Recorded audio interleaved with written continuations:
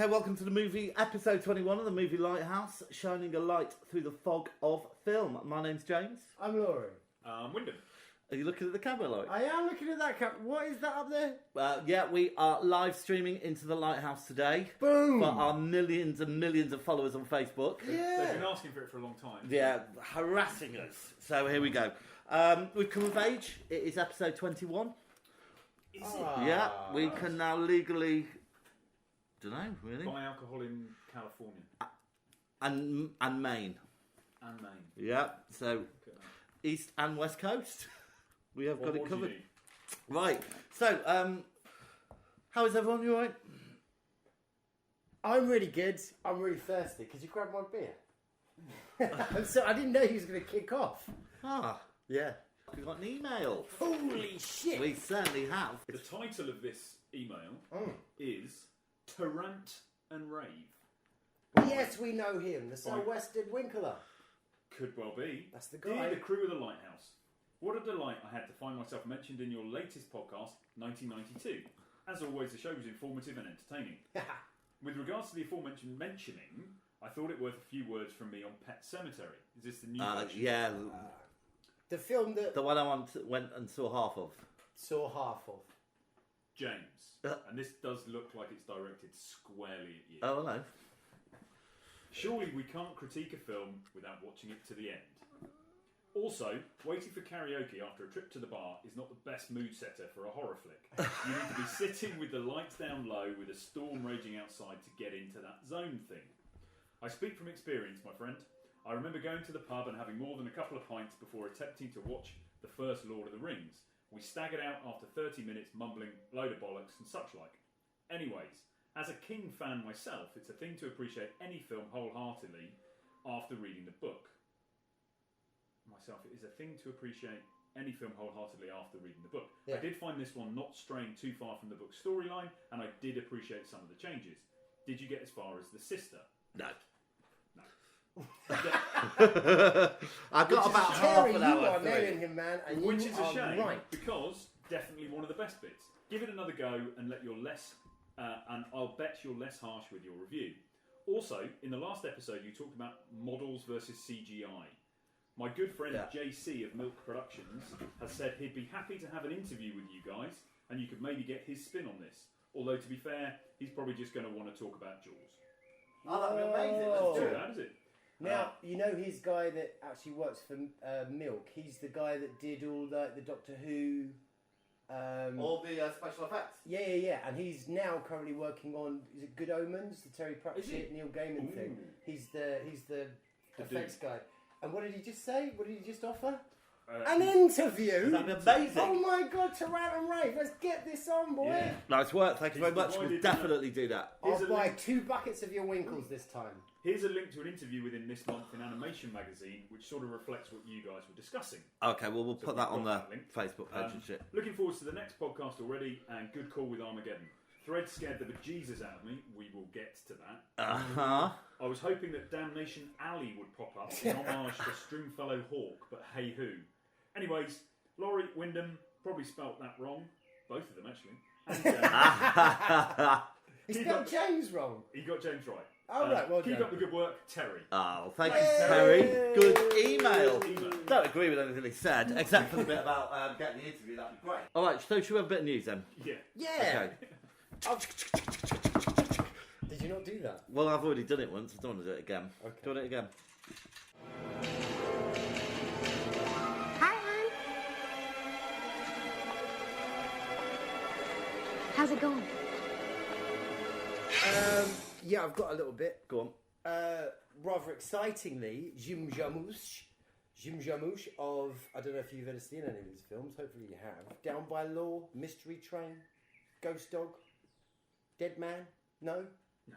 Really great films. All of those 4 films, fantastic. He's proper good. What's up Jim to it? Jarmusch, bit of an indie kind of American filmmaker. Okay. But he's making a zombie flick called The Dead Don't Die, which... Oh, it's got an all-star cast, doesn't it? Yes. Yeah, and that looks really cool. That's coming out in a minute in July. So it's boasting, like you say, about the cast. You've got Tom Waits in there. You know Tom Waits? Stop asking me questions that I don't know the answer to. Tom Waits is a major dude. Iggy Pop. You know Iggy Yeah, Pop? I know who he is. Yeah. No. Bill Murray. Yeah, start Yeah. with these people. Selma and then- Gomez, Adam Are Driver. you going to ask me if Tilda I know all of the Swinton. cast? Yes. Anyway, so that's going to be cool. Well, so it yeah. might be. It might be cool. No, Can it will be cool. Americans be funny? What? Well, Can Americans be funny? in the way that Shaun of the Dead's very funny because it's got that British quirkiness No, to it'd it. be different, but it can still be Different funny. And having seen the trailer, I think Bill Murray and Adam Driver. Adam Driver's patter between them. I'm thinking I think zombies. that's gonna. I think that's gonna work. Okay. He's really deadpan, and then you've got Bill Murray's deadpan. I think it's gonna be worth a watch. Yeah. that Last looks time I cool. saw Bill Murray was shit. What was that then? Ghostbusters 2. Oh, behave. Come on. Well, What? But the time before that, he was in Zombieland, and he was great. I didn't see that. But the time before that, it was in Lost in Translation. I found it very boring. But the time before that, you knew that was going to All right, Wid, you got any news? No.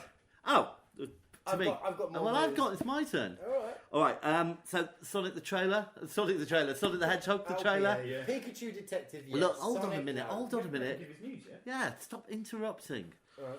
All right. So the trailer's arrived. Have you seen it on I have. review? It's Okay. got Jim Carrey in it as well, isn't it? Yeah. What do you think? It's for kids, isn't it? Of course it is. But my point is, hold on. You can't go from one side to the other side. Stop just being. No, I'm not talking about Sonic, but... Well, my question is, have there ever been any good films made from a video game? Could you name a few? So Well, Tron came before that's the not. actual That video doesn't count. game, didn't That it? doesn't count. Um, I'm going to say Wreck-It Ralph, which I think is a great film.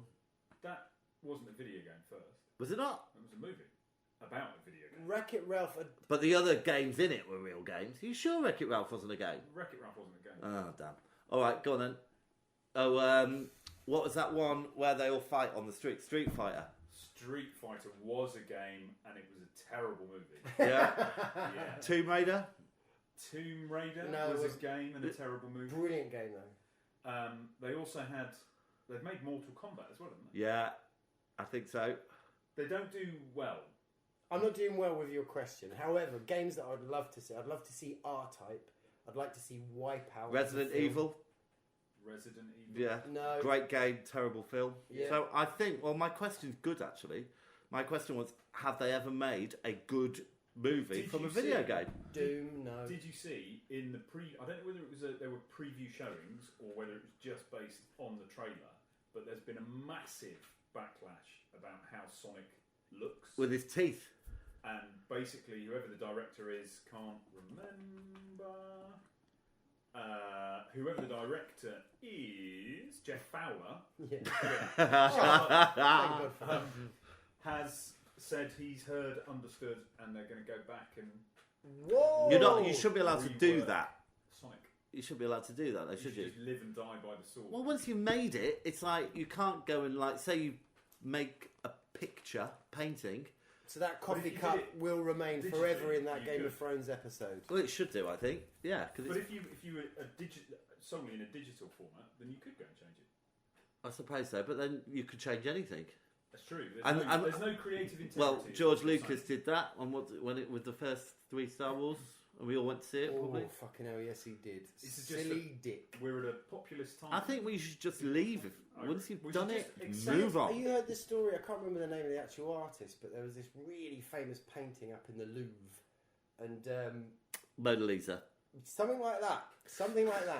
And then one day, this old boy just turns up and starts freaking like painting on it.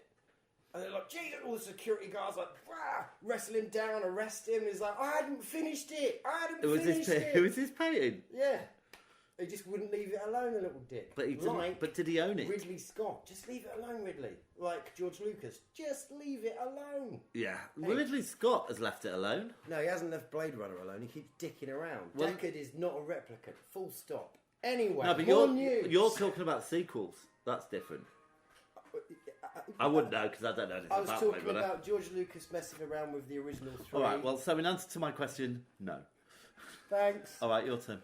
Midsommar. I don't know if I'm pronouncing it right. It's a film I called imagine not. Midsommar. Again, I think it's out in July. the same director as Hereditary, which you guys saw. Yeah. And you quite like some bits of that, right? Yeah. Okay. Anyway, so it's got a little bit of a buzz behind it. So anyway, that's something that's coming out in a minute. Could be worth a watch. The director, what's his name? Ari Aster.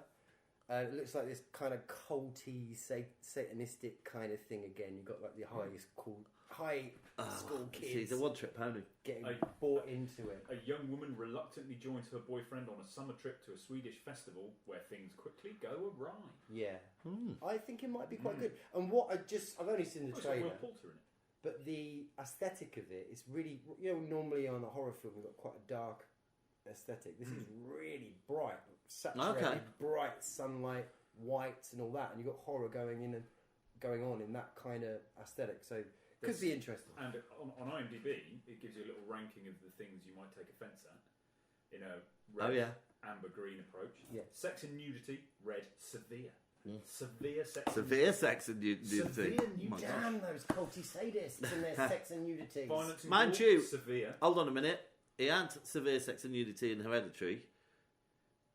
Well, he certainly had. What's severe nudity? Well, it was severe nudity at the end of Hereditary when I was watching the Larry. all those old people running around naked. Severe nudity would be Well, that like was severe. I thought that was severe. Seeing the actual like belly. You know what I mean? Like retracted out. Retracted. Retracted. Is it like? Well, you wouldn't retract Does yours the- work like the a actual dolphin's? Like comes out. Wouldn't that be great? Oh, You'd really. see it a lot more if it did. Anyway, It Chapter 2, that's coming out in September. I know I keep talking about It's that. not your turn. Oh, okay. All right, Trailer looks I've good. got some news. Go on. So It 2 comes out in September. Trailer looks good. Trailer looks good. So they did something different with that trailer, didn't they? They kind of give you a whole scene. Yeah. You sit down with the old woman, it's like, is this really the trailer? Yes, may I help you? I used to live here. Won't you come in? It's the least I can do.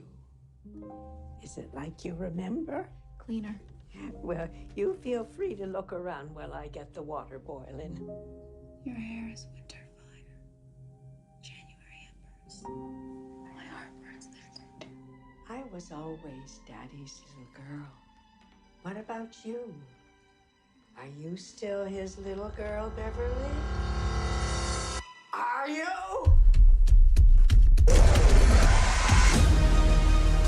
Well, they call it a teaser trailer, don't they? Oh, right. Okay. Yeah.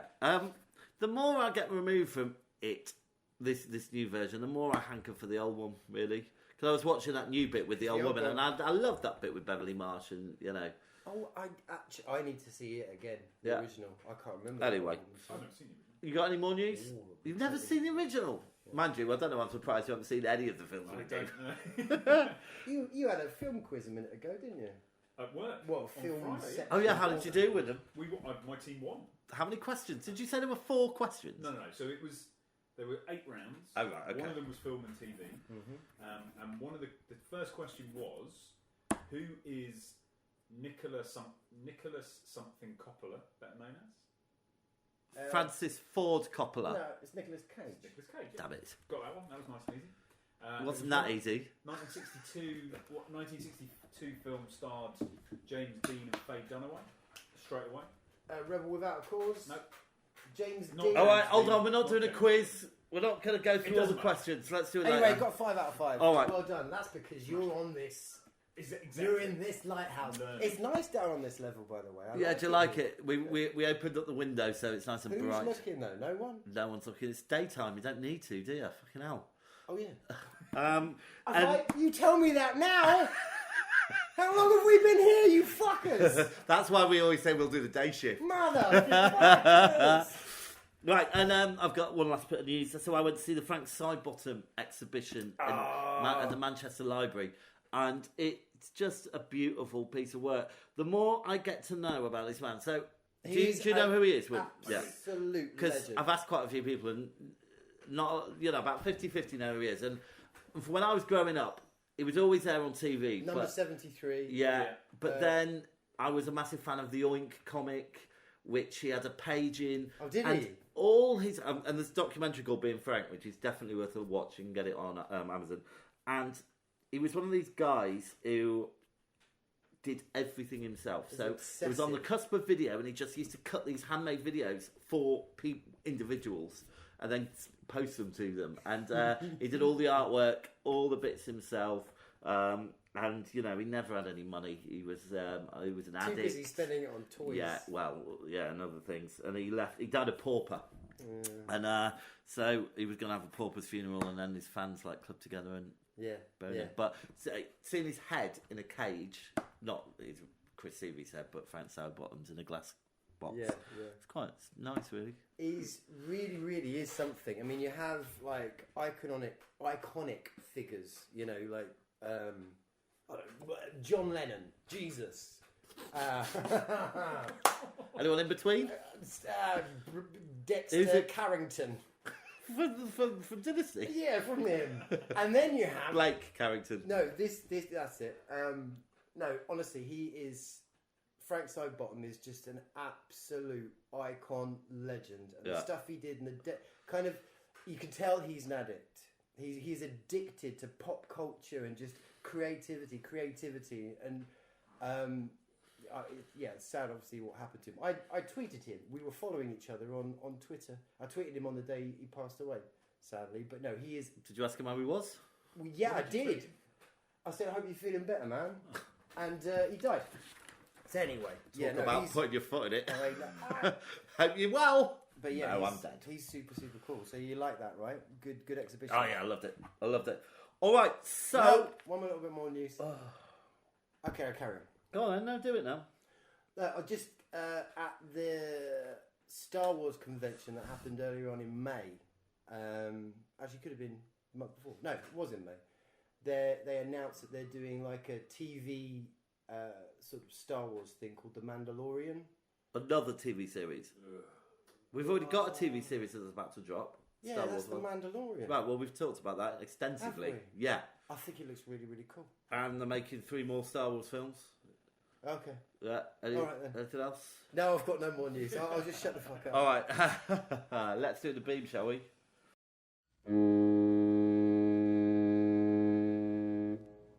All right. So, who's got Wyndham? Do you want to kick us off with your in the beam choice? You know what? I'm in two minds as to whether to say I have one or not. He's now being visually weird. So I'm in two minds. So I may not. All right. No. Go on. What? The new Avengers movie. Right. Just as a draw a line under it. It's 3 and a bit hours long. Yeah. It attempts to tie things together. There are some fairly large plot holes in it, but it doesn't feel like 3 hours. And at the end of it, you kind of go, okay. Good. Do you know what? I have gone through and watched over the years now nearly, I'd say about 98% of the Marvel films. Right. And 98%? And I think I missed 1 or 2. And most of the time I've been really happy with them, thought they were all really good films. I suddenly can't be bothered now. No, so I'm not going to bother watching it. And I think this one you got just right to the end game, girl. I know, Yeah. can't be bothered. And I knew what happened. And I knew I knew the thing that was going to happen in Iron Man 1. It was obvious, you know. Okay. Or maybe the Avengers one. Right. Anyway. I'm not gonna like tinker around with that one because it sounds like you got something in there. So I won't. Anyway. But as a draw a line under it, put it to bed. They can't put it to bed. This is No, a they won't. constant. No, but they have. monster. They have put it to bed, and now there's going to be a new phase. Yeah. Okay. And then a reimagining. Okay. Yeah. A bit like Star Wars. Yeah. Right. I was really impressed with Spider-Man Ultra. Is that your in the Universe beam choice? thing? That's Sony. Is that your in the beam choice? No. All right, then what's your in the beam? We can't talk about that. Mine's actually. I've just suddenly dawned upon me. I'm going to say that. Oh no. Flipping out. Right, I'm going to do my in the beam choice while we're waiting. I'm going to choose Dark Shadows that I watched just last night, actually. The Tim Burton, Johnny Depp film. Oh, yeah. Oh Now, yeah, where's the vampire? I've never watched it because I've always heard reviews that it's a bit shit. I It's not very started good. watching it and didn't get through it. I just thought it was. The reason I liked it is because it was quite quite funny.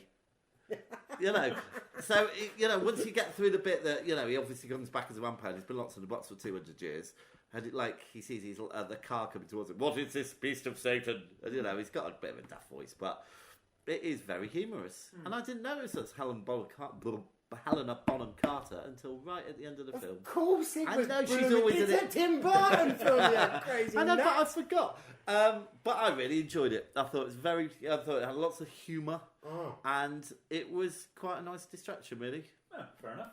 I'll go back and I'll give it a bit more time. Great. With Laurie. I'm going to put in my beam. I think.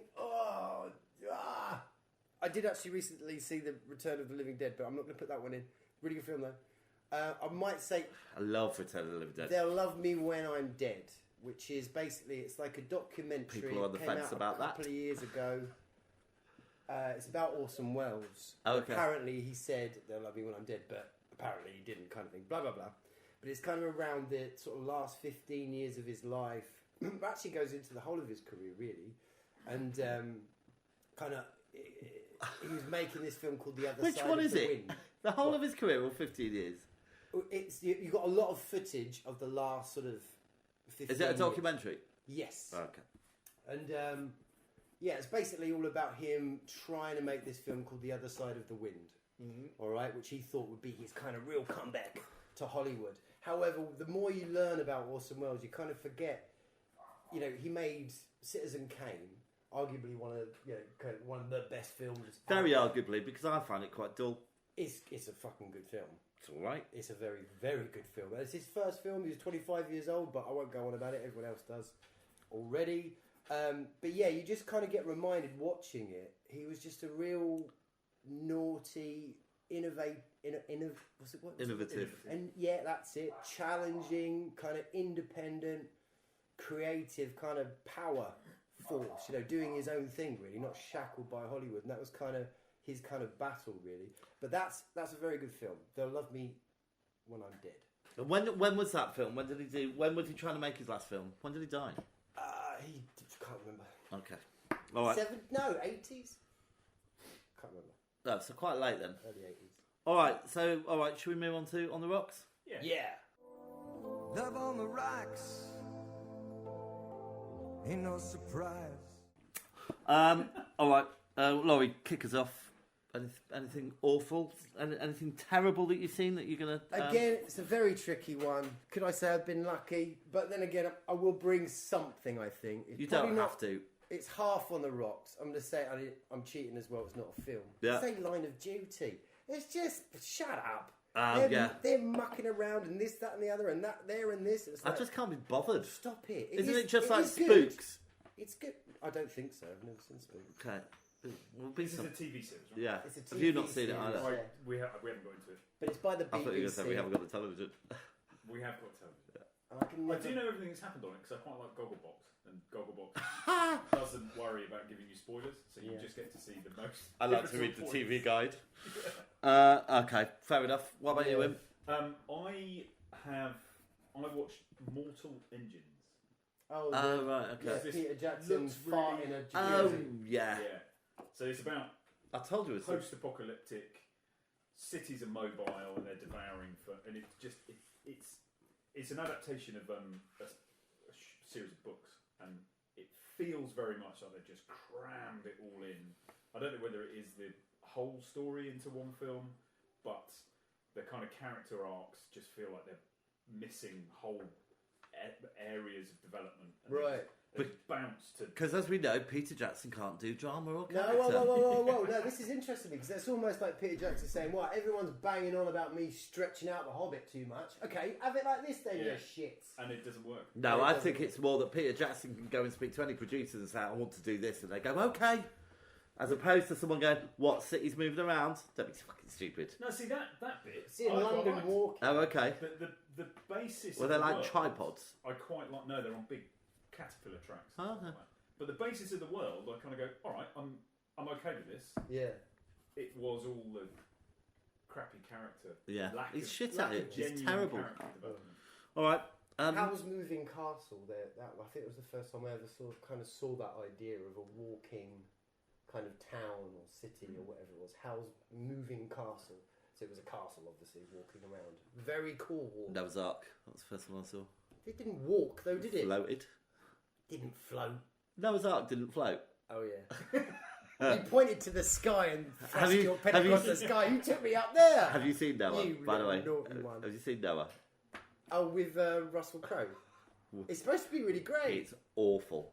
But no, if you apparently... It puts No, it If puts you tune rock your monsters mi- into the Bible. Exactly. If you tune your mind into the So at the start, there's a load of rock monsters that come around, which Yeah. is, well, that does not happen in What's the a Bible. rock monster?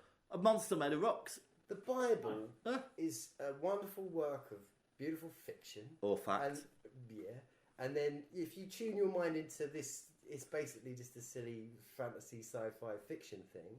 Then apparently it's supposed to be quite. No, good. it's stupid. It really is. I've I seen think it. it's 5.8 on IMDb. Yeah. That is. They're just. Well, that tuning just the goes to wrong show that frequency. actually Laurie does not have a good taste in films. I've never seen it. All right, my choice is The Machinist by Christian Bale. Okay. I kind of know what you Oh, mean. Yeah. do you know what? It was like, look, here's my acting. Look how thin I can get. And the plot, I think we'll talk about this later, actually, when we're reviewing one of the films. But it was just so obvious and just thought it was so clever, and it wasn't. It wasn't at all. It was predictable and slow and This is stupid. where he is super skinny. Isn't he? Yeah. Emaciated. Himself. Yeah, well, anybody could do He that. There's survived this- on a Starbucks coffee and an apple a day when he was filming it. Yeah. I'm currently fasting. And I thought, piece of piss. Because when For I, Ramadan. when for no, I'm not going full Rami. Right. But I don't know if you can call it that. Rami Dammer. I don't Rami think- Dam. No, none of those. Damn. Stop it. Let's just crack Move on. You're feasting. Fasting. Twatting. What? Why are you fasting? You doesn't. Well, this is it. Doesn't look like it. To address my muffins. I'm just a little bit on Try my... doing a bit of exercise. And what are you doing? Oh, 5'2"? fuck that. I haven't got time for exercise. And apparently, when you do, your body... So I thought, like I say, I thought it was going to be a piece of piss. Because I eat like a carrot when I go on normal work days. But now I've gone into this, you've got this app and you've got to fast till this time, that and the other. So I've done this cold water dive. And I've found hunger. Well, I've experienced proper hunger. And you go a bit weird. It drives you a bit Is mental. it to do with? Oh, look, I'm not Anyway, even getting into blah, it. blah, blah. Right, So, yeah, stop, let's wait. stop. All right, Quick one about Christian Bale. not really got any time. Well, no, because he was a really young guy. He got Empire of the Sun. Yeah. That gig. Massive gig. Huge awards. Steven Yeah, we've Spielberg. seen it. Da. Incidentally, do you know who wrote Oh, flipping Empire of heck. the Sun? Do That was an autobiography, or based on his own life. The writer. you know what? of I'm going to Crash. write a load of questions that Tom you don't know Stoppard the answer wrote to. the screenplay. Yeah, thank you, Wyndham. That's who I No, was but about to say. the book. The book. Was... All right, Armageddon. No, because The music's coming now. I know it is, but I wanted to say because he had such a big gig. He's always felt oppressed by that film, so he feels like he has to What, live Batman? up to his first film. Batman Begins. Batman Begins is good. It's a great film. Batman Begins is the Yeah, that's the one that he wiped the slate clean. American That's And my then Psycho. favourite. bloody Heath Ledger came along and ruined it all for him by being better than him in Batman 2. He was quite good. Oh, And God. He did get to be the best of the weirdos. The in best the of third Bat one. Worlds. What was the third one? Batman Rises? No. Rise Again or something. Yeah, Rise. Rise Bane, Again. Bane. You can't hear what I'm saying because I've got a big mask on my face. Yeah, in my opinion, Batman Begins was really, really good, and they got progressively worse. It almost felt like Chris Nolan was embarrassed. Of I think making it's a gone Batman slowly film. downhill since the 60s. That's a fair point. But let's not forget Ben Affleck came back and it kind of rose it up again. And Robin Patterson's just taken the new Batman. Some late news out. Yeah. Cedric Diggory? Yeah, oh yeah. Did he play the vampire in? Yes. Yeah, that's the Twiglet. one. Yeah. I like the fact that Wyndham doesn't believe my news sources. Wow. I don't. See, I like Batman. Anyway, I'll wait, I'll think. Armageddon.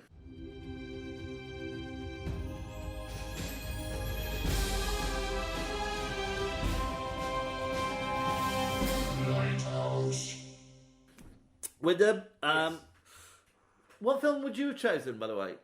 I chose these two. No, if you'd had You your didn't choose own these pick. two. Oh yeah, you did. Sorry. Oh, I have given that no thought whatsoever. That's okay. It's a new question I've added in, so make sure you all remember that for next time. All right, so shall I give you some information about Armageddons? Go for it. All right, so this is the definition. In the New Testament, the last battle between good and evil before the day of judgment. The place where the Armageddon will be fought. A dramatic and catastrophic conflict, especially one seen as likely to destroy the world or the human race. As in nuclear Armageddon. Australia, 3 points. On TV, so popular Armageddon stories on TV. The Handmaid's Tale, kind of. Is it Armageddon? Well, I don't think so. Dystopia, but It's Armageddon That's for very women, serious. not so much for men. The Walking Dead. yeah. Why don't they just rot into nothing? Stop it about your zombie problem. The Rain on Netflix. The film The Rain. Yeah. No. Mr. Robot. Not No. Black. Black About half, Beauty? half Black Mirror. Right. Last Man on Earth. The 100 Colony. What about Prince of Darkness? Yeah. What that's all about I've got. Damnation Alley? There's loads. Yes, And Tyrone. Legend with Will Smith. Is it Legend? I Am Legend. I am I am Legend. Legend. Right, I couldn't. That's quite good. I quite enjoyed that. Couldn't find any music choices for Armageddon this month, so I left it out. Someone like Metallica or Megadeth. Yeah, well, there was a top 5 Armageddon songs, and they were all like, oh, bloody Death hell, metal. yeah. Wasn't there a Carpenters Okay. one? No? Carpenters? No, not really. Who died? Armageddon out of here. Who died? Everybody. Everybody. And that's it. Surely the Yeah. Avengers is slightly Armageddon. Oh no, it's only half of everybody. Does Armageddon have to wipe out humanity? Well, no, because they've been able to tell It's the like story. a major fuck in the air. I'd basically. say anything Major. up to Yeah. and including 83%. Because there's a tipping point, and I think when Captain Trips went across his way in the popular Stephen King book The Stand, Right. I think Yeah, that's it was another about one. 4/5 of the population. The Stand. Yeah, Yeah. 4/5 Brilliant. of the population. I think so. 83 then. no, but he got it a bit wrong. Okay. All right, so just a minute on the films that got away. It's a bit. I know you both aren't that keen on War of the World with Tom Cruise. Yeah, I didn't pick that. No. But I thought visually it looked really good. There's some really great stuff. Yeah. Yeah, the tripods are great. The red weed is Yeah. really awesome. Yeah, I you're thought right. he acted quite well in it. Yeah, and he Who always could does. knew he could always move that puts in a good crane turn. as well as he could. Well, you know what Tom's like. He fucking crammed that in. Do for you months think he and can reach the months. pedals? I reckon he probably does have little blocks, bless him. And- Couple of yellow pages on his feet. And Prince of Darkness. And Prince of Darkness, yeah. So we've currently covered 2. So we've done I The don't know Thing, Prince of Darkness. and we've Could you? done Yeah. In the Mouth of Madness. So this We've was. done the 2 bookends. So this is Carpenter's trilogy, is it? So the one in the middle is Prince of Darkness, yeah. So that's his Armageddon. Why is it a trilogy? Oh, because they're all about to wipe the human It's race. basically, out. there's no conscious link between any of them, but obviously right, Carpenter great. sat back one day and went, "Oh wait a It's got, minute, they're all about the end of the world." It's got Egg from Big Trouble in Little China in it as well. Yes, it has. Yeah, Victor Chan. Wong. Yeah. Wang. No, was it Wang or Chan or? Oh, please don't, Laurie, with your terrible, My wang terrible and my interpretation. Well, Is it you my just- Wang? Look, is it my Wang or my Chan? Right, the first film we're going to look at this month, is going to be Threads. All right, so before we get on to that happy little tale, let's have a clip. When you hear the attack warning, you and your family must take cover at once. Here is a reminder of what the air attack warning sounds like. This is the sound.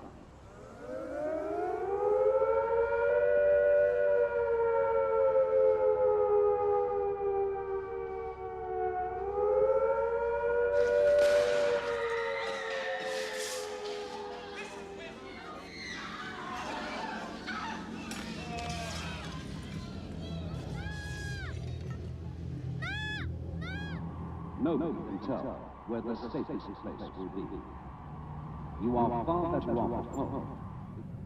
Stay where you are.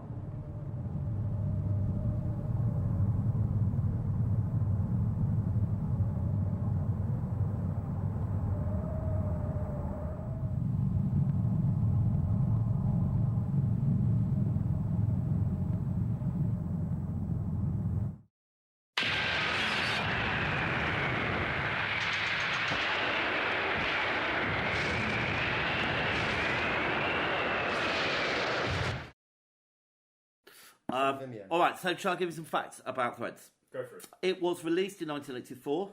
The director was Mick Jackson, from a screenplay by Barry Hines. There was a budget of $400,000. Didn't win any Oscars. The film was nominated for 7 BAFTA awards. Absolutely. It won for Best Single Drama, Best Design, Best Film Cameraman, and Best Film Editor. Its other nominations were for Best Costume Design, Best Makeup, Best Film Sound.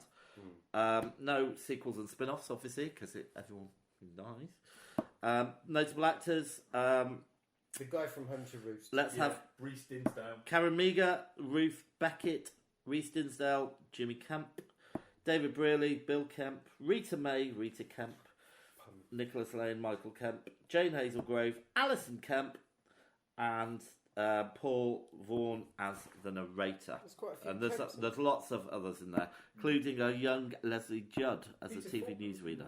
Yeah, loads. All right, so what do you think, guys? Oh, it was just exactly what I needed late in an evening on a day that had been quite tough at work. Yeah, I'll just sit down and watch Threads. That'd be lovely. It's quite heavy going. Yeah. I was feeling a bit low that day anyway, and it was Bank Holiday Monday, and I sat down and watched it, and oh my God. I've seen it before. I saw it the first time about 5 years ago, but I think I must have been quite drunk and happy, because I don't remember it being as bleak as that. And I was like, oh my Lord. It just looked, because is it based in the 70s?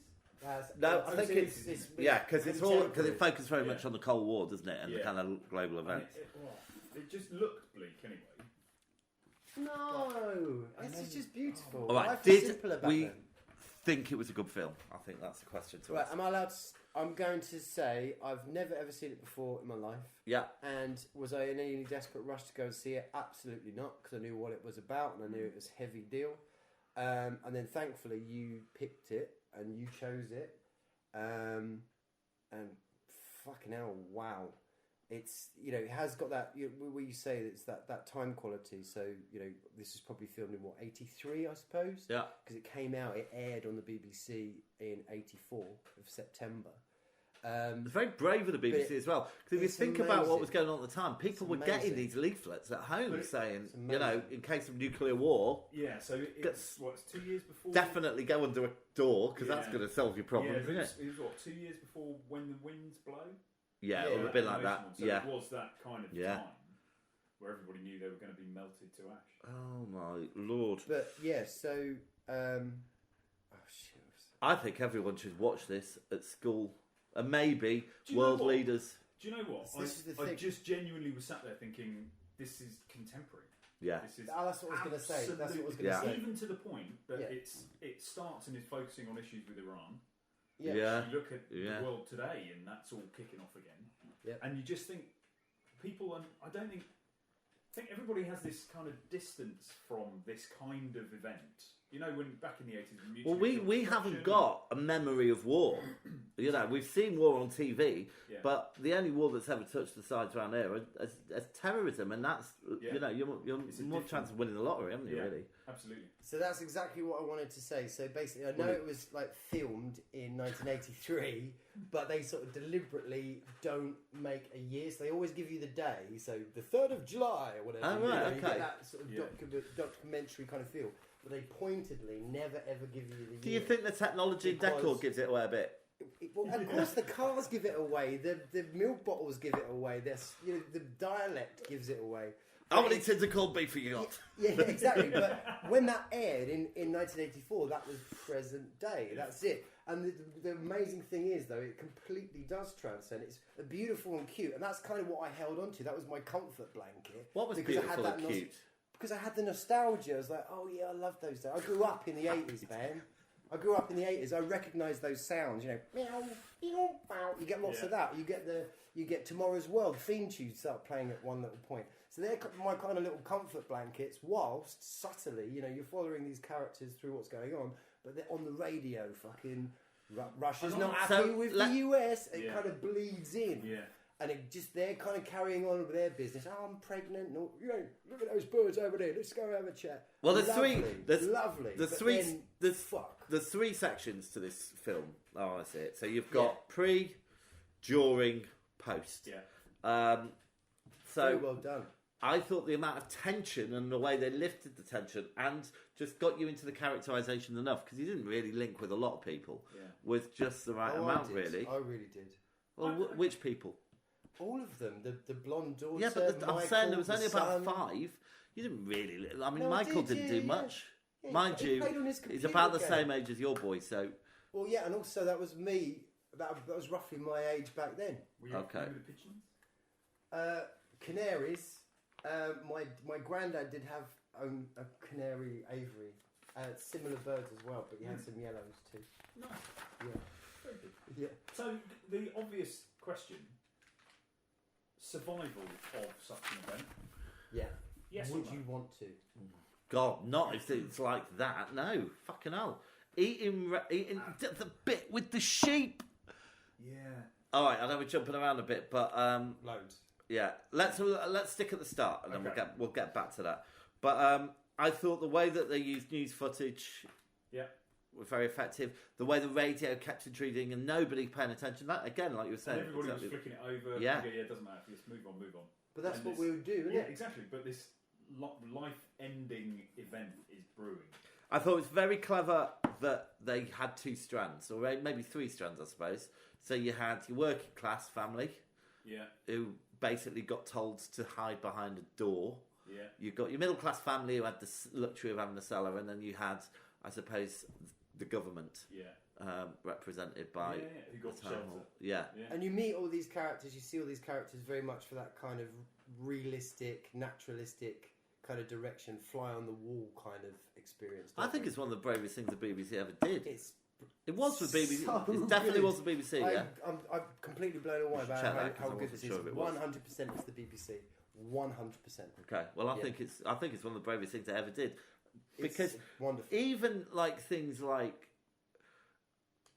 I don't know. I mean, again, when it happens, for a start, the makeup and the effects, but Woof. then the Yeah, mother yeah. going out and finding a dead boy under the pile of bricks, and Yeah. you know, It really gets you, doesn't it? yeah. But like what you say about the effects, that it's because they actually use a lot of actual real images of Yeah.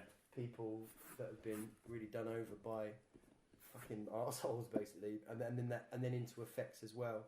But they're like the burning bodies and stuff like that. It's so realistic. It's really quite disturbing. And if you think about it being, 1984, Yeah. you know, you've got like really clever little juxtaposition. So you've got the little kid playing on the thing, and that's like a war game, Little isn't it? computer game. And then you've Oh, got no, it's him- just a running game. He's running away from a blob. Oh, is it? I Yeah. thought it was like a. No. No, Oh, no, okay. he's just running. And then he's there with the Airfix aeroplanes. Yeah. Yeah, and Yeah. I was really pleased to see his glue application was as shit as mine, because I used to think I was the worst, but he was well shit. He didn't glue himself to it, which I always did. All right. But yeah, back to the 1984 thing. So this is actually of that time when this really was a threat to us. Well, as Wynn said, it is. I put it terrifying now. It's exactly the same America now, really. and Russia, but no, this is the closest I think we've got for in early. You do know 80s. what's happening in Iran and America at the moment, I'm turning the radio over. I'm watching. right? So, I'm watching- you're exactly like those Exactly, people. Exactly. But so yeah, this time in history where America and Russia stockpiling nukes. It was only in 1983 did UK agree to house US nuclear weapons as well.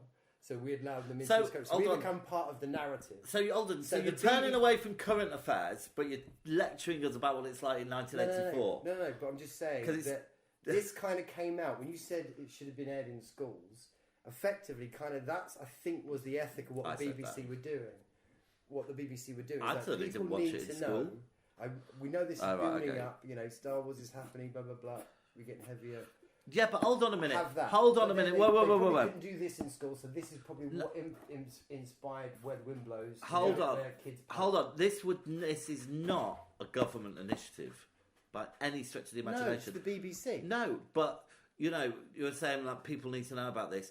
the fact, the way, you know, I know the BBC is independent to a certain extent, but the amount of it's controlled by the government and society. I'm not getting into that, but the BBC decided to make. Well, I'm this. getting into it. What I'm saying is, it's a miracle that they got it made, in my opinion. Oh right, yeah. You know. Anyway, let's talk a little bit about performances. Win. I thought they were really good. Yeah. I thought they were really natural, as you would expect, and the premise. They we didn't kind of have to covered. do like that. No, they didn't. But the premise of, but it was important they did, Yeah. because it's like these are ordinary people. It was like a Fly on the Wall documentary, wasn't it? Everybody has the same challenges. There's those who are going to be made redundant. There are those who are getting pregnant. There are those who are having to deal with God knows what. Planning for it. The guy that's planning for it.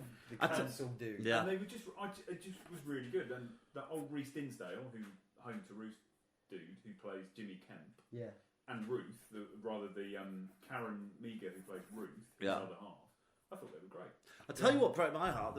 Just the subtlety of the performance after the bomb, and they're down in the cellar. Yeah. And the grandmother The said, grandmother. "I'm really sorry, you know, I've had an accident." Yeah. And they go, "Don't worry, Mum, don't worry." And it's like, oh my fucking hell! It's like and also how close we are all to, you know, we've got 2 weeks of food, probably in shops and stuff like that. Yeah. How quickly it can go How from fragile we are. Yeah. So that's another spin. which on is the word. obviously why it's called Threads. Yeah. Well, it starts off with. Well, they the say that at the narrator start. Says that we're all connected like fabric. So that was the threads line. Like threads, But then you with could a also- cobweb. Yeah. I think we all got that bit. Yeah, exactly. But then you can also say about the fragility that we are literally hanging on. How do you think you spell threads? I did a T. Threads-gility. Fragility. Is that what I said? Threads, fragility. It's like you're trying to use wordplay there. Okay. All right. I'm trying to think out loud. That's what I'm trying to do. For all you Emmerdale Farm listeners, viewers, there's a young Zach Dingle there in the in the town hall in his string vest, which is a sign of things to come for the future, as he's stuck on his farm. No muffins though. By the time I'm employed though. I've got a problem. This is a minor problem, but if we fast forward to like Act 3, the future, and Ruth, That doesn't happen anymore, does it? No. So if I said this to a kid, if I said to like a young kid now, I'm going to fast forward. Oh yeah, make they any would, sense they to would you? make any sense, except for cartoons. It probably does it with cartoons. So Ruth, fast forward, she's eating the sheep. She's had a baby. Yeah. You think and they're going those to? You two think they're things going to aren't cook it? Directly linked. no, not. I thought that's how it worked. Yeah. And then a baby grows up, and she has a baby. But Ruth's child, You thought? where the did she baby- get her fillings done? She had Her mouth fillings, is did full she? of fillings. Oh come on! they Well, can't she do can't everything. even have a child. Maybe I thought maybe for that's me the- that was the weakest part of it. what the fillings? Ruth's interpretation as, you know, playing someone. Really, what they're saying is someone with a learning disability. Yeah. You know, and the Ruth's cataracts and all that kind of stuff. Yeah. I don't know What why was we wrong need. with it? Well, I thought her performance was a bit. What, as Ruth's daughter? Yeah.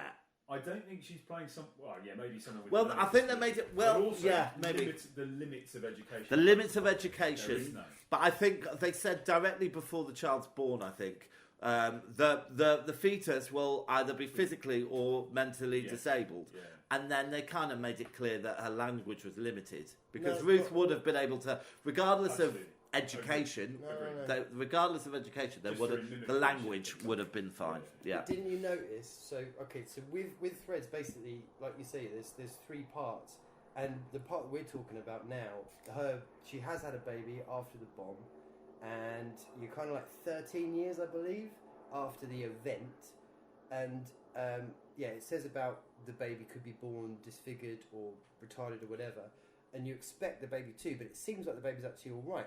And you're now 13 years later. You're kind of back to medieval times. We're not talking about 30 years later. Yeah. It's kind of gone back to medieval times, and all the kids are talking in this weird dialect. No, I They're got talking- that. I did quite like that. Giz it. Yeah, I got yeah. that. But she was with Ruth, and unless Ruth had decided to not talk to her, there would have been a certain level. Anyway, we're picking at things, but I didn't think the So you performance. think- you think I don't she think was- it would have been better to have her as a. Anyway, I don't know. You think she was a bit? I do agree. I think the last kind of You think 5-10 she was a bit- minutes are like, okay, Yeah. I get it. I mean, know the I did fiction like the is fact that it showed the longevity, and it's like this isn't going to get any better anytime soon. Yeah. But yeah. Just to say, Yeah. So, Deborah, someone I know dearly, saw this when it was aired in 1984. She was 8 years old. She stayed up with her parents, and she said it made her feel sick as hell. I'm not surprised. Tell us to write in.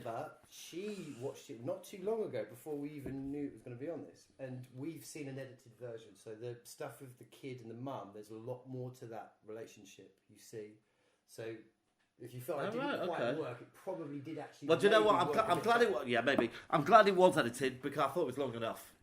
Of course you did. Yeah, but I don't think there's any. I mean, it nailed its points home. Yeah, it did. I mean, what else do you need to let us know? Yeah. I did quite like the Christmas Day religious tableau for the birth. Oh yeah, the major. I didn't notice that. Yeah, very good. Yeah. Well spotted.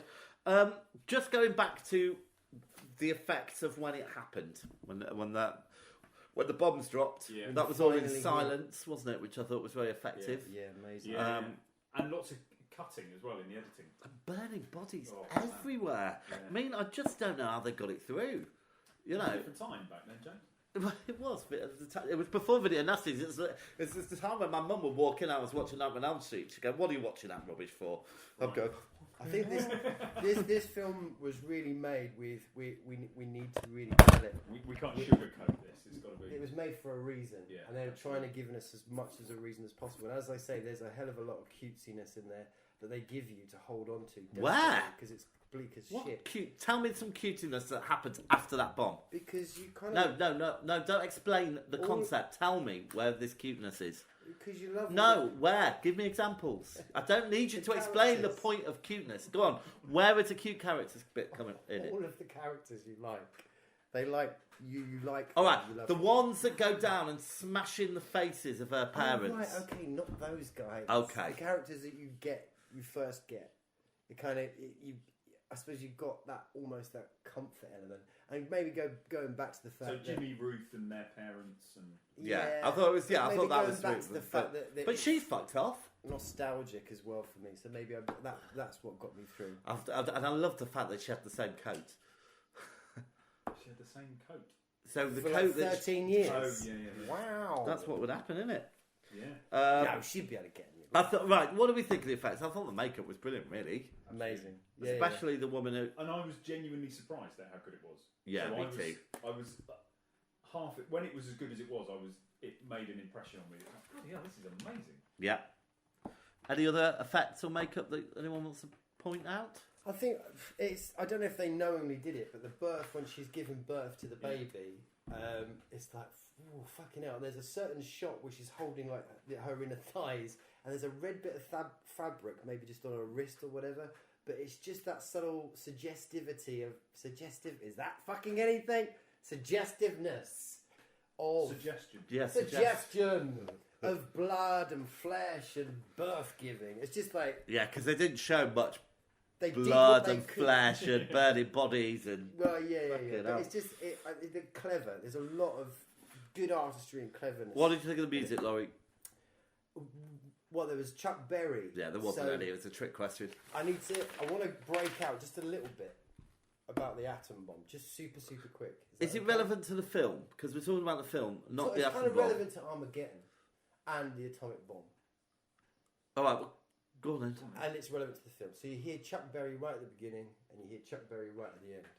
Okay, it's a Chuck Berry song, rock and roll song. I can't remember Okay. exactly what it is. Exactly the same song, bookending it. Yeah.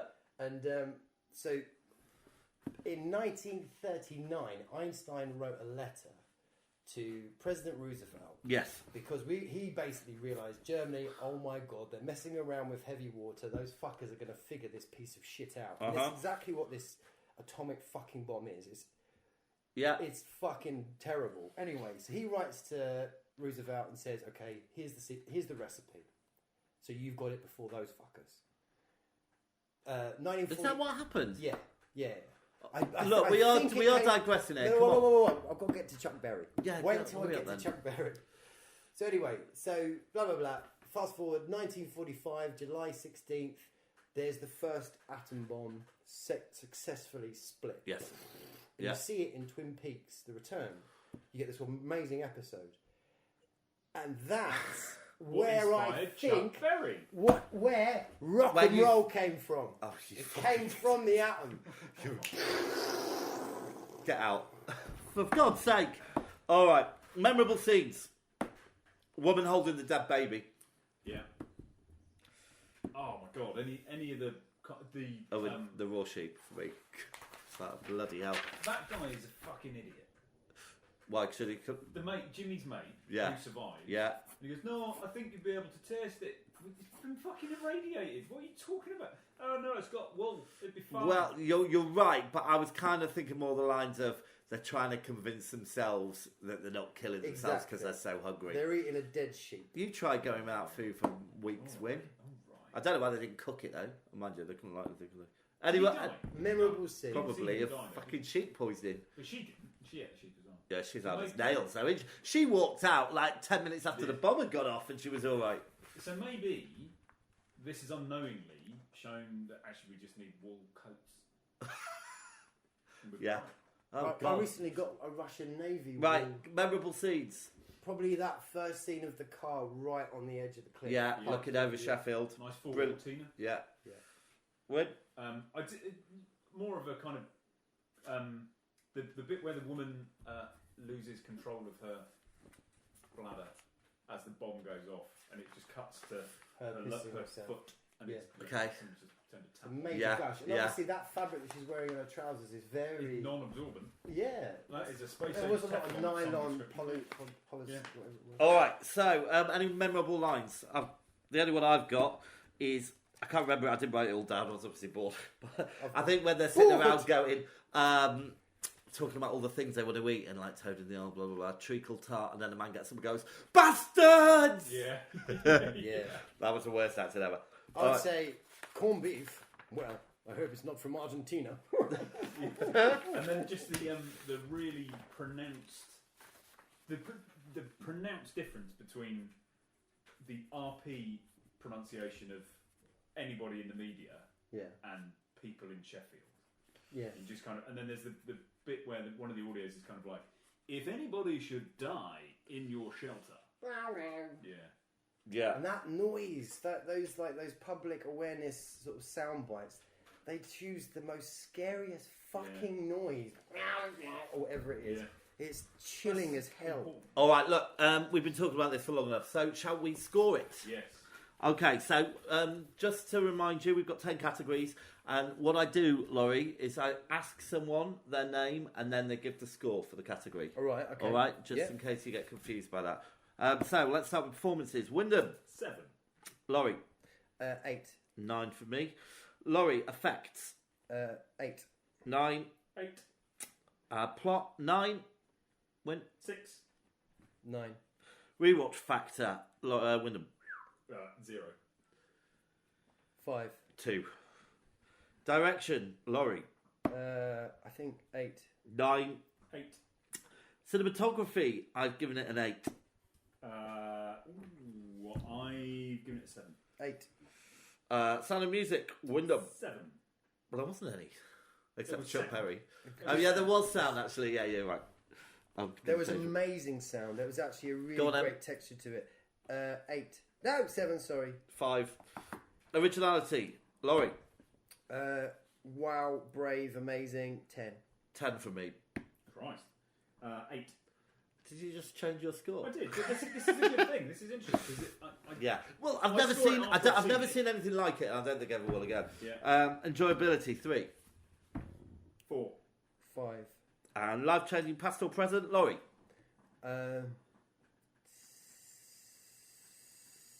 7. 9 for me.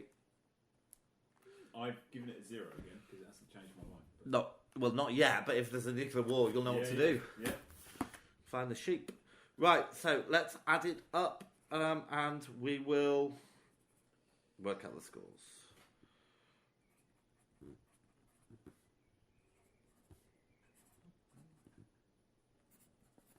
Okay. I'm ready. You ready? Yeah. Right. really. I've given it 73. I gave it 75. Wyndham. appear to have been a bit harsher than you fellas. I've given it a 55. What the hell? That's all right. Okay, that's fine. Okay, so work it out for us. What's the total? 67.6 recurring. Is that That's the average. 67.6? 203 is the total. All right, so 67.6. Bear with me. Can I say something quickly? No, we're here now. I've just thought of Yeah, one- go on. Okay, one really important one I think worth saying about Armageddon is a film called Barefoot Gen. Again, came out around this time, 1983. It's a Japanese anime picture, and it depicts World War II from the child point of view. Yeah, but come on, From a kid in Hiroshima. but there's loads of And- films like that. Flight of the Fireflies, or Is the it's Barefoot Gen All right, ripped me to pieces and spat me out. all And right. then people actually did that. People Okay, dropped well that look, there's before. loads of others. You should have chosen it, should you? All right, so right ranking. So on our 2019 leaderboard, it puts it in 4th place, just below The Omen and Black Sabbath, and just above Watership Down. See, and this is it. These are both films by you, man. And absolutely amazing. Well done. All right, so our next film of choice is gonna be Terry Gilliam's classic. 12 Monkeys. So while we're waiting for him to have a piss, shall we have a trailer? Yeah.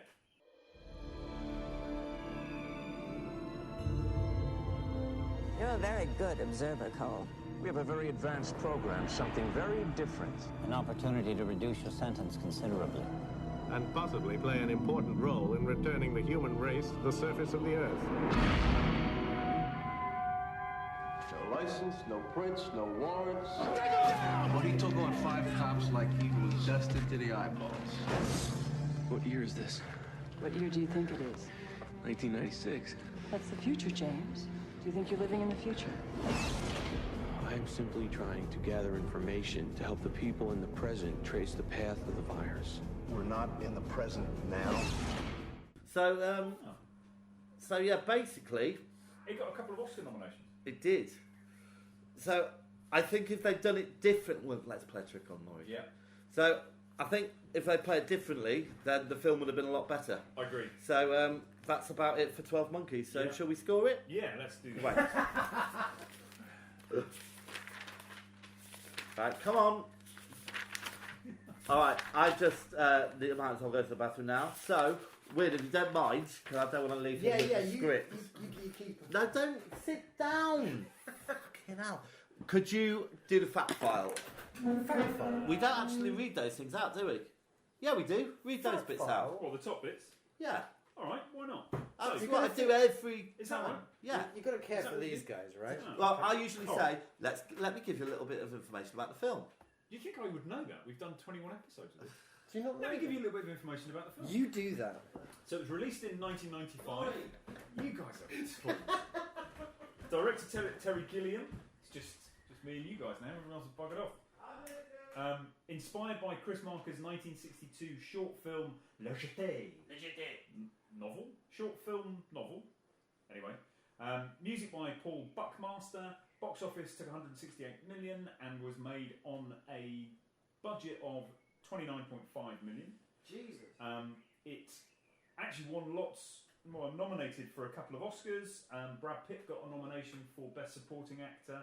I think, I say looking it up, I think Best Costume Design got a nomination as well.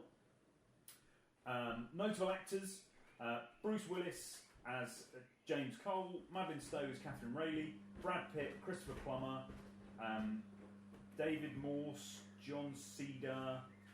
There's a whole load of other people in it, obviously, but they're Frank Gorshin. Sure, please. Oh yeah, please, thank you. Yeah, so good cast. Okay. No sequels or spin-offs. Oh, there is a TV there is a series though. series now, yeah. I think we can agree you should do that. Now, look, talking about I think this is going to be a really interesting film to talk about. Yeah. Because I don't remember when I first saw it, but I certainly saw it when it more or less when it came out, and I remember liking it very much. At the Cinemaplex? I don't think I saw it at the cinema, but I do remember thinking, "Oh, it's so good! The performances are brilliant, and the story's really clever." And I think You all right, Murray? I was just kind of looking after the boys. All right, Dorian Gray, stare into your reflection for the rest of your life. I'm not looking at me. That's product placement. I love this beer and Moretti, though. When this bishop Hold on, is look. going down a treat. No, let's talk about this. Yeah. I don't think it's... Watching it again today with you with them, nowhere near enjoyed it as much. I thought it was predictable. I thought the performances... So you could predict it. Yeah, but I don't want to talk about it more. But I think it's one of those films that I thought was really brilliant, and I don't know if it stood up to the test of time.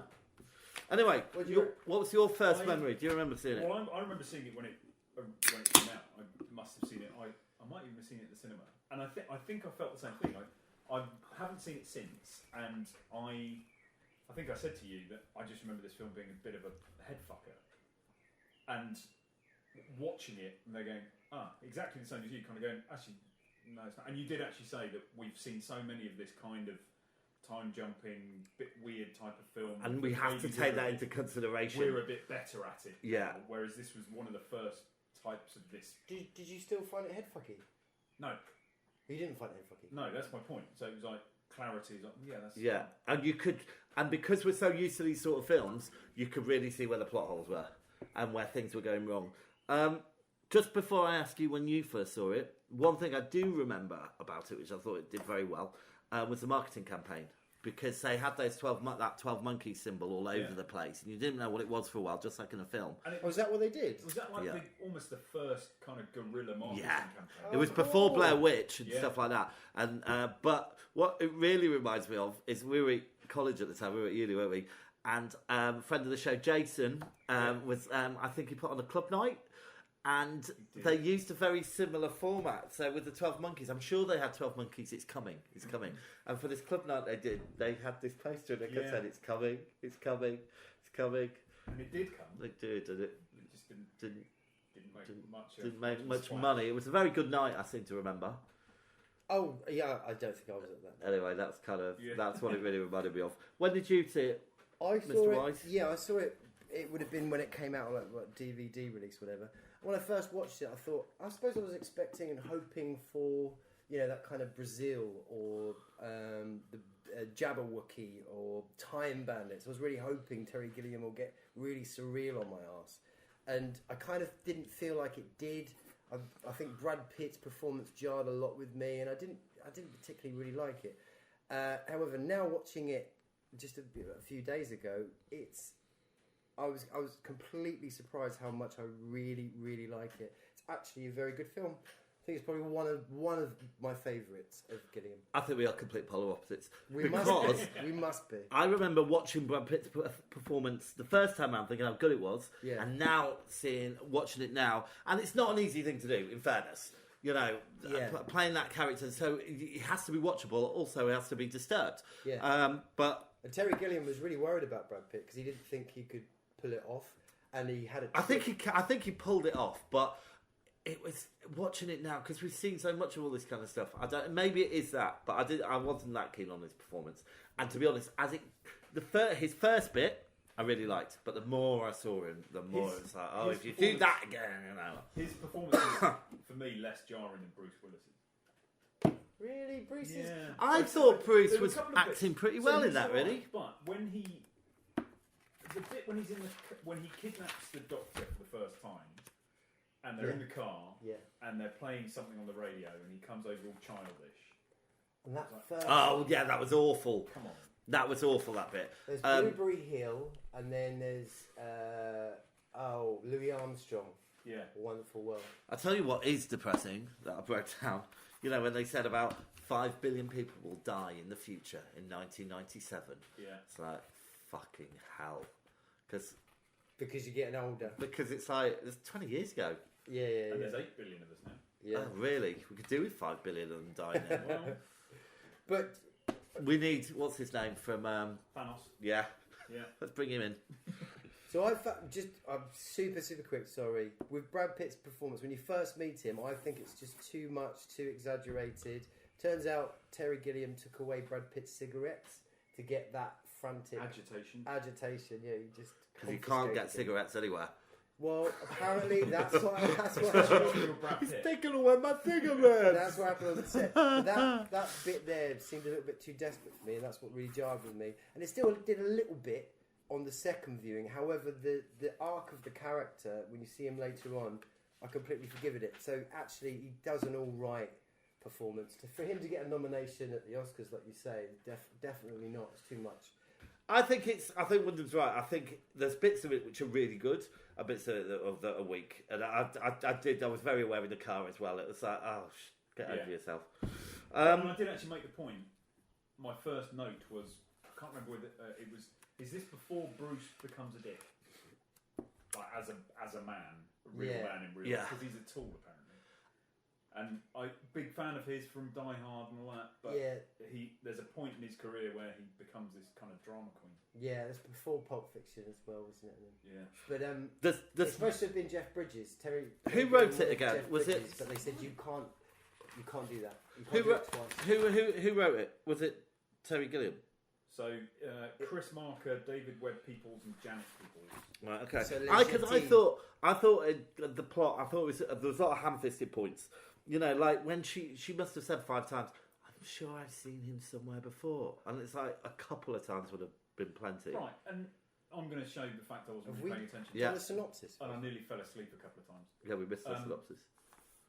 Why has she seen him before? I've absolutely no idea, actually.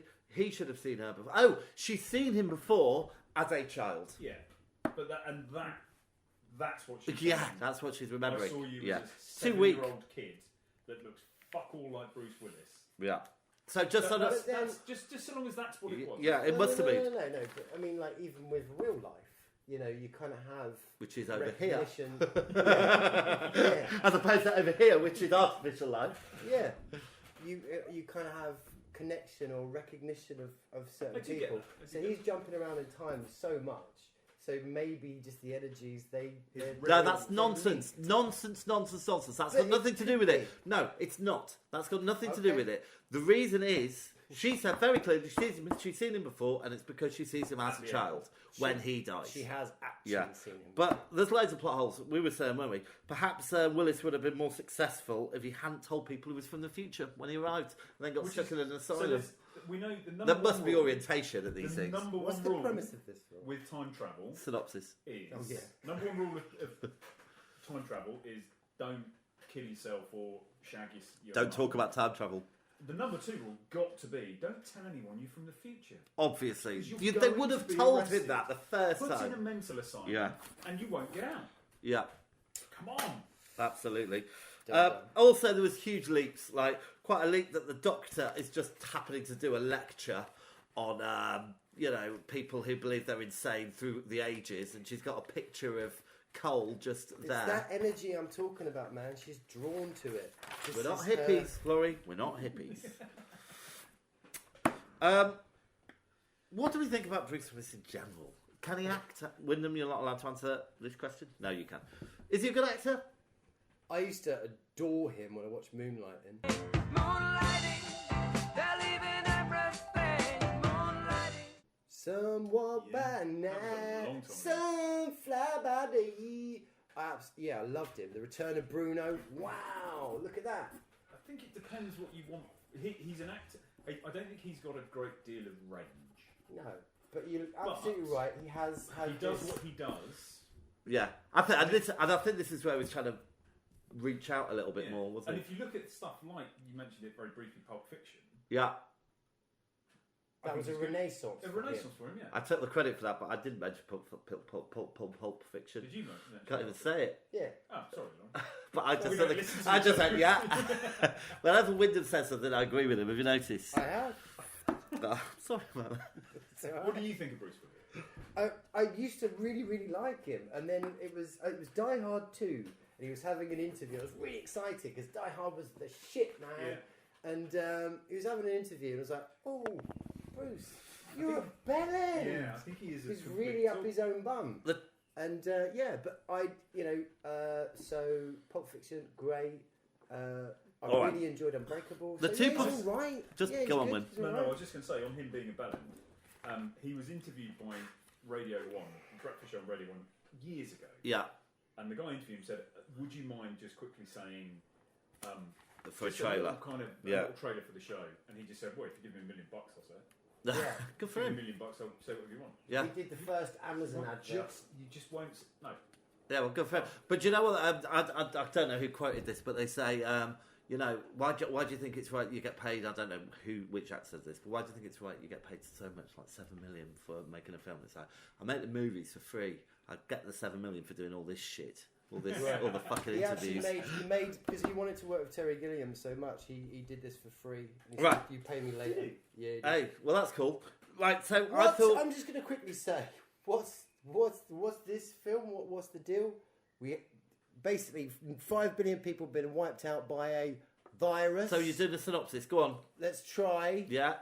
So we're all living underground, and then effectively it turns out these prisoners have got strong minds that we can send back in time, and we've started to get these guys going back to try and figure out where that virus originated from, and Bruce seems to have a particularly strong mind, so they send him back. Perfect. Hopefully to 1996.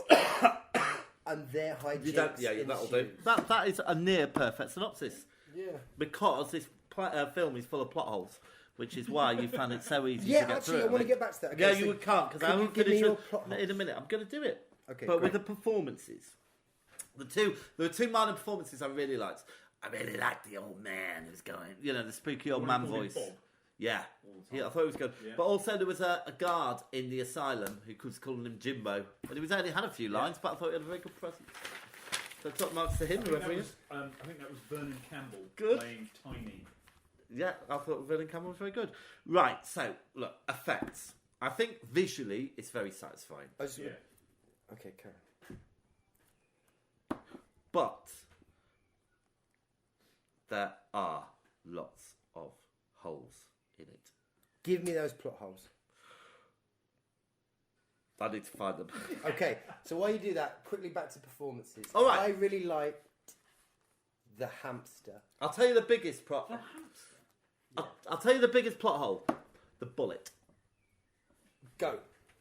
So they find one of the moving points is that they pull out the bullet from his leg, and So when Bruce Willis has been sent into the past, they're trying to hit 1996. Yeah. They miss a couple of times, and one of those times they send him to the First World War, where he gets shot in the leg. Yeah. Back in 1996, eventually the doctor he's kidnapped removes the bullet, gives it to the police as evidence that something weird is going on. Yeah. And they and analyse it. And they Like, say this it's fun. is the Yeah, first it's one. fun. But they say it's that old. It's not that old. The bullet's only as old as Bruce Willis, because the bullet travelled with Bruce into the future.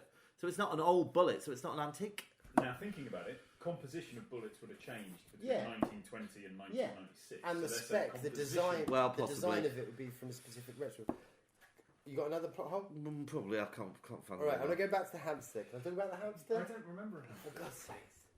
Right, okay, we'll talk about the hamster. So there's a scene where, Bruce, I think, he's getting prepared to be thrown back into time. He has to take blood out of his arm or whatever. And the shot pulls back. So obviously, very Terry Gilliam. So obviously, it's very busy, very sort of like cyberpunk aesthetic to this film. I love it, beautiful, rich. As it pulls back, you get this silhouette of a hamster in a cage, and it's moving. Okay, fantastic. That's it. That's all we see of the hamster. However, because that would take 5 minutes to shoot that shot, tops. That hamster wasn't moving, so Terry Gilliam, basically, because he's such a perfectionist, spent a whole day filming because of that hamster. It wouldn't move. It has to move the specific way. Just move, basically. And they spent a whole day shoot to get that hamster. Well, he should have spent more time looking at the script, because that woman as well had ample time to run away. Yeah. Numerous occasions. What bit are we talking about? When she got out of the car. Yeah. Oh right. Yes, because she's connected to. She wasn't connected then when she kicked him in the throat. No, she feels it. Doesn't feel it. It's nonsense. And actually, I think her character disintegrates at an alarming pace. Yeah. And just disintegrates What do you in a mean weird way. disintegrate? This is as in not. so she's not threats. No. So Thanos is back. She is a. You're led to believe she is a well-known, respected psychiatrist. Yeah. Logical thinker, educate, all that kind of caper, and the way psychiatrists are. And then once she doesn't believe Bruce Willis because he says he's from the future, and that's right. That means he's a nutter. Yeah. But at the point that she does believe him, she then becomes this. I mean, she fully embraces it, right? She's a bit like Harley Quinn insofar as there's just a right. Yeah. I'm not into. Boom. I'm now into. I'm in. 100%. Let's do. When what she we're gonna first do. clapped eyes on him, she was into him. She would It not was have all recognised him. He denial. looks nothing like he It did when he was 7-year-old. He had hair for a start. And then any excuse she could possibly find, she was in. I tell you what I did like. I thought the music worked very well. It was a very anarchic tune. Accordion. Yeah, yeah. And it went so well with certain bits, but especially when all the animals go out the zoo. Yeah. I thought that was great, that bit. It was really nice seeing. Seeing giraffes running across that bridge Yeah. in We've not New talked York. about Christopher Plummer, who we were saying earlier. He's always is old. always old. He's always been old, and he continues to be old. Yeah, he was toying with youth in Sound of Music, wasn't he? But yeah, he was old. Pretty old. Yeah, he was pretty Bearing in old. mind, it's what 24 years ago. Yeah. How old is he now? I don't know. Let's find out.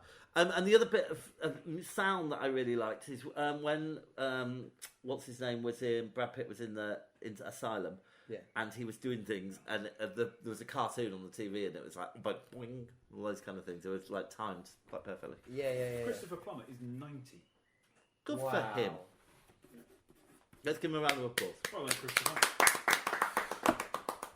All right. Look, should we kind of wrap it up a little bit? We can. Has anyone got anything else to say? I wasn't as impressed this time around, really. I don't think I'll ever watch it again. So we saw.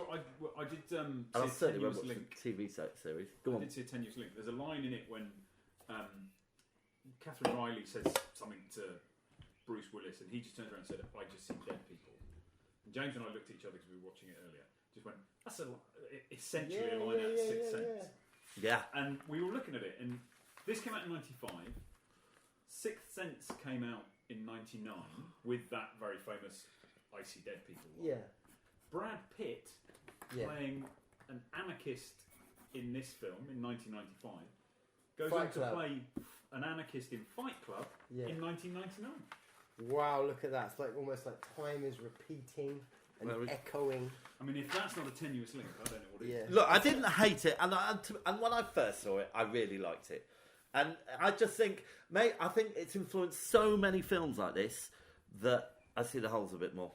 Yeah. Have you got any memorable scenes or final lines? I really liked it.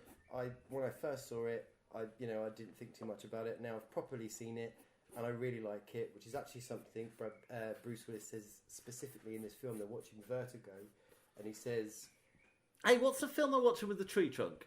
Vertigo. Is that Vertigo? Yeah. So the tree trunk is a big part of Le Jetée, which this kind of apparently is not the remake, but it completely is. Okay, thank you. Right, Mate. so go on. Memorable scene. No, I'm teasing. Go on, tell me. Right. Come on, tell me. I feel so bad they're now. watching Vertigo, and Bruce Willis says that, I've seen this. I saw this film when I was younger. And she goes, yeah, but the film's exactly the same film. He goes, yeah, but I've changed. Yeah. So the film doesn't change, but you change. Right. So obviously that's actually what's happened with me. When I watched this, much, much, much better than I really thought it was. And I love the way that his character sort of, because he's going through time, it's kind of splitting his mind open.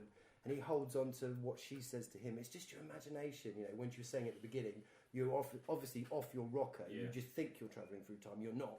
And he actually becomes convinced. Oh, I'm not. I've just gone nuts. I just want to chill out. I want to go and watch Vertigo and the birds. I just want to relax, man.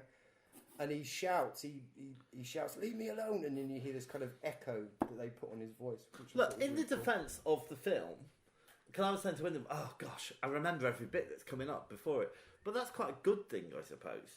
That I think I was more annoyed that I remembered it too much. Yeah, I didn't. Yeah, and I haven't seen it for a long time. Anyway, look, any memorable scenes, any last lines before we score this baby? He gets washed. Oh God, he's next. does. There is a lot of But like with nakedness. Rather than anything else. All right, that'll do. Shall we? Shall we mark it? I was accosted by a coked-up whore and a fucking crazy dentist. I kind of like that. Yeah, That's a great line. And actually, I did comment on the fact that the hotel that you book by the hour, Yeah. pretty grand. Big Yeah. rooms, high ceilings, nice bathroom. How do they clean the rooms? That's what I wanted to know. I mean, it is covered. Yeah. If you went in there with a black light, you'd be Oh. very upset. Yeah. So just super quick. Yeah, go on. The link between Hitchcock and this film is actually a very, very important one. Back to Lejeune, the tree trunk, the curl on the back of the lady's head. I can't remember the actress's name in Vertigo, where she's got her hair up in a bun. That spiral. Yeah. It's all interconnected to this film. I don't quite know why. It's linking to time travel and. Well, look, you see the spiral everywhere. Once you Kim start Novak. seeing it, Laurie, it's everywhere. Yeah, Kim Novak, exactly. Who's Her a hair Mackie, in Laurie? Vertigo. Who's a Mackie? Who's a Mackie? Listen. Yes. Oh, and can I also just say, Yeah. It's a really strong ginger ponytail. Very strong. Look, You know, it's strong. we've been going for an hour and a half already, so we've really got to score this.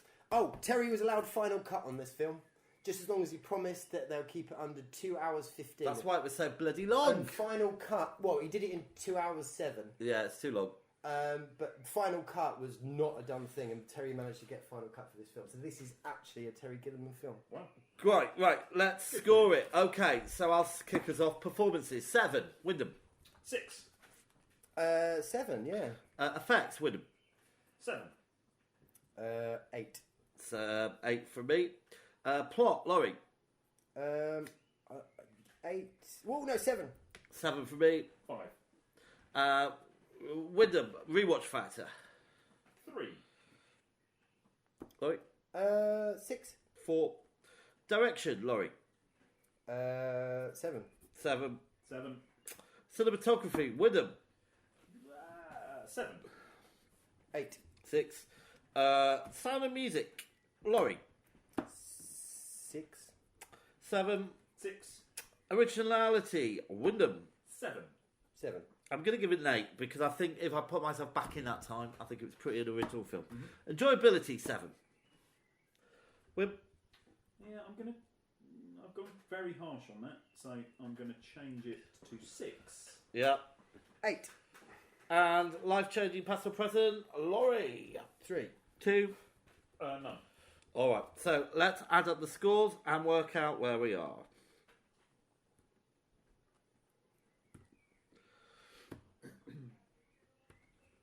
Oh, look at that. All our 300 listeners, watchers are still there. Is there nobody there? I don't know whether it tells us whether... No, it doesn't, hopefully. What- Anyway, people can watch it after the event. The people looking in the window.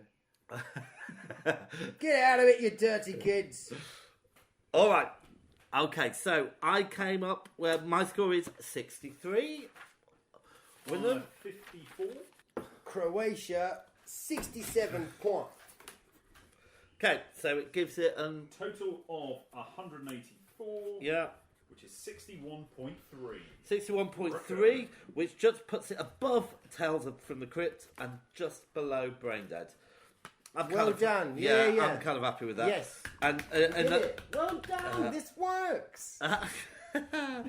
and in the massive in their overall thing, it puts it number 23, and it's just below the Running Man and Edward Scissorhands. And I do think the Running Man's better personally, so I'm quite happy with that. No, I think this is better than Running Man.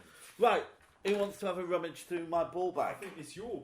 It your is. rummage, you got to let somebody else hold it, though. I guess so. I'm worried that it'll do something anarchic after all of these things. Okay, so if anyone's got a category for the ball bag, you just need to email in, and we'd like to hear some of those. Did Terry mention any? I don't think he did he?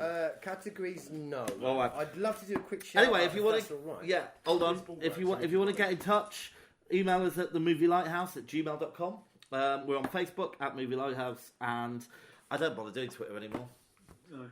But who? I got kicked out of my account, so I'll pick that one up. Don't worry, I'm back in now. Done with Twitter. Yeah. I don't think I've ever really understood how it works.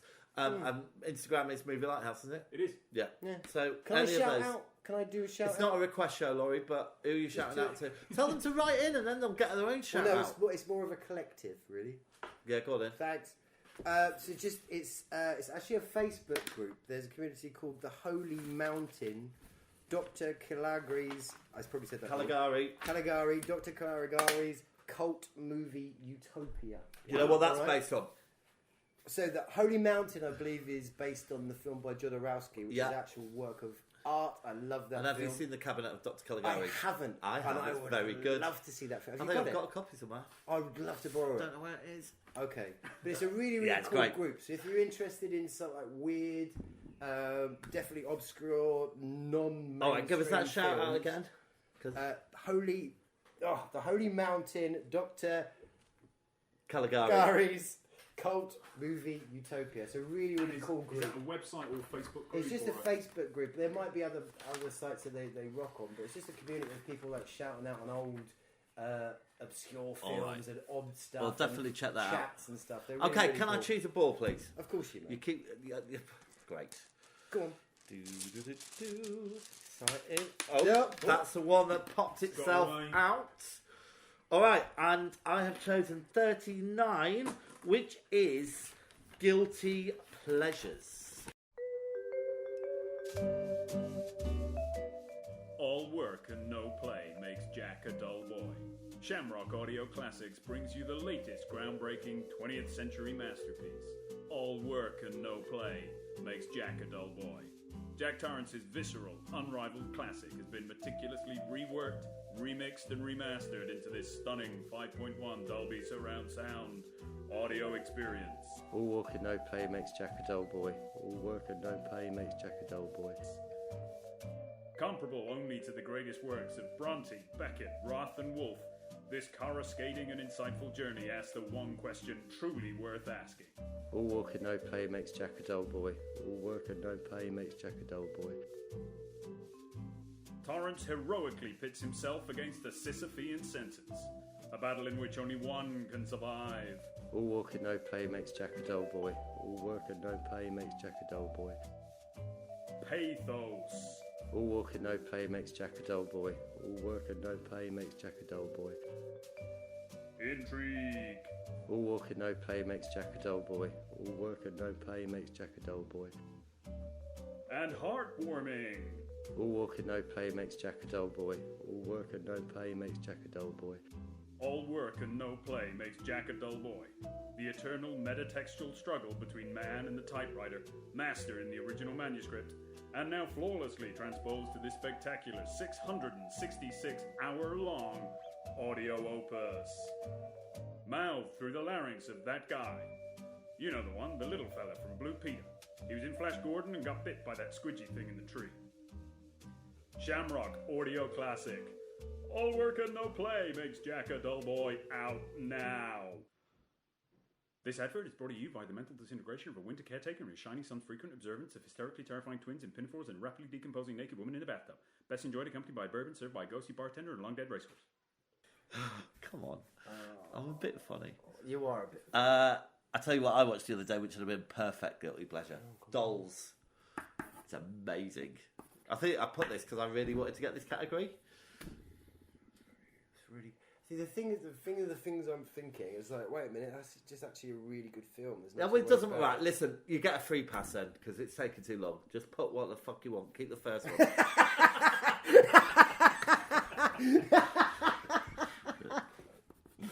Yeah.